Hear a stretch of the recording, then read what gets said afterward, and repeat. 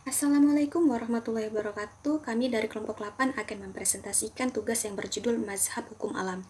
Sebelumnya kami akan memperkenalkan diri. Saya sendiri Nur Hafnis sebagai moderator, rekan saya Nur Ainun dan rekan saya Jud Aliana Mira. Sebelumnya kami akan mengucapkan terima kasih kepada Ibu Dr. Eldarsari SHMH sebagai dosen pengampu. Baiklah, langsung saja kita memasuki materinya yang akan disampaikan oleh rekan saya Jud Aliana Mira. Kepada Jud Aliana Mira saya persilahkan. Mazhab hukum alam. Hukum alam sesungguhnya merupakan suatu konsep yang mencakup banyak teori dalamnya. Berbagai anggapan dan pendapat yang dikelompokkan ke dalam hukum alam bermunculan dari masa ke masa. Mempelajari sejarah hukum alam, maka kita akan mengkaji sejarah manusia yang berjuang untuk menemukan keadilan yang mutlak di dunia ini serta kegagalan-kegagalannya.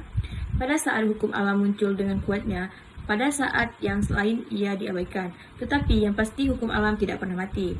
Hukum alam adalah hukum yang normanya berasal dari Tuhan Yang Maha Esa, dari alam semesta, dari akal budi manusia, karena ia digambarkan sebagai hukum yang berlaku abadi. Hukum alam dimaknai dalam berbagai arti oleh beberapa kalangan pada masa yang berbeda. Berikut ini dipaparkan pandangan hukum alam dari Aristoteles, Thomas Aquinas, dan Hugo Grotius, yaitu Aristoteles. Aristoteles merupakan pemikir tentang hukum yang pertama-tama membedakan antara hukum alam dan hukum positif. Hukum alam adalah suatu hukum yang berlaku selalu dan di mana-mana karena hubungannya dengan aturan alam. Hukum itu tidak pernah berubah, tidak pernah lenyap, dan berlaku dengan sendirinya. Hukum alam dibedakan dengan hukum positif yang seluruhnya tergantung dari ketentuan manusia.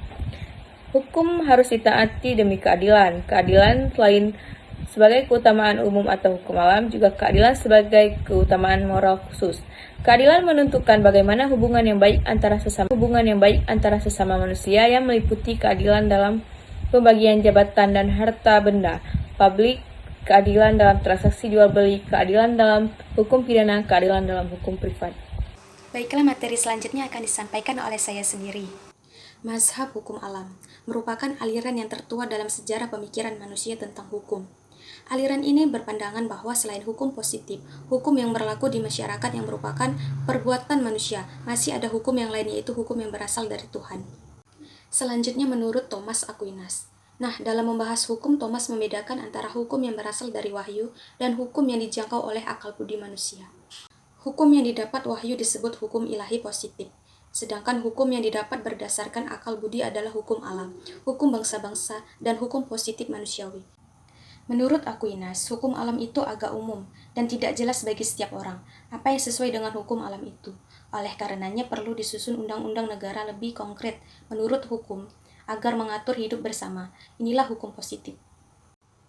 Jika hukum positif bertentangan dengan hukum alam, maka hukum alam yang menang dan hukum positif kehilangan kekuatannya.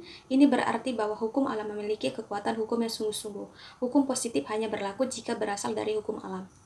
Hukum yang tidak adil dan tidak dapat diterima akal, yang bertentangan dengan norma alam, tidak dapat disebut sebagai hukum, tetapi hukum yang menyimpang. Nah, selanjutnya Thomas Aquinas membagi hukum menjadi dua bagian, yaitu hukum abadi dan hukum manusiawi atau hukum positif. Bagi Thomas Aquinas, keduanya saling berhubungan, artinya hukum manusiawi akan memiliki daya ikat sejauh hukum tersebut sejalan dengan akal budi manusia. Baiklah, materi selanjutnya akan disampaikan oleh rekan saya Nur Ainun. Kepada Nur Ainun saya persilahkan.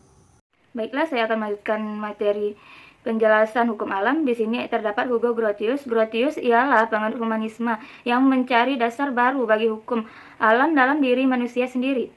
Manusia memiliki kemampuan untuk mengerti segala-galanya secara rasional maupun melalui pemikirannya menurut hukum-hukum matematika.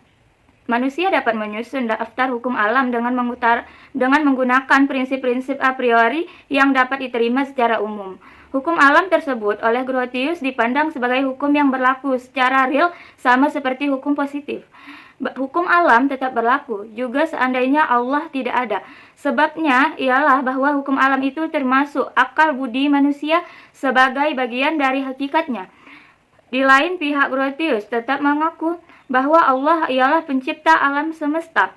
Oleh karena itu, secara tidak langsung Allah tetap merupakan fundamen hukum alam. Hak-hak alam yang ada pada manusia ialah hak untuk berkuasa atas diri sendiri, yakni hak atas kebebasan. Hak untuk berkuasa atas orang lain, hak untuk berkuasa sebagai majikan, hak untuk berkuasa atas milik dan barang-barang. Grotius juga memberikan prinsip yang menjadi tiang dari seluruh sistem hukum alam, yakni prinsip ku punya dan kau punya, milik orang lain harus dijaga, prinsip kesetiaan pada janji, prinsip ganti rugi, prinsip perlunya hukuman karena pelanggaran atas hukum alam. Sebagaimana telah diutarakan di muka, hukum alam ini selalu dapat dikenali sepanjang abad-abad sejarah manusia. Oleh karena ia merupakan usaha manusia untuk menemukan hukum dan keadilan yang ideal. Baiklah, sekian presentasi dari kelompok kami. Lebih dan kurang kami minta maaf. Kepada Allah kami mohon ampun. Billahi taufiq wal hidayah. Wassalamualaikum warahmatullahi wabarakatuh. Teman-teman yang udah nonton, jangan lupa like, komen, dan subscribe di bawah ya. Semoga bermanfaat.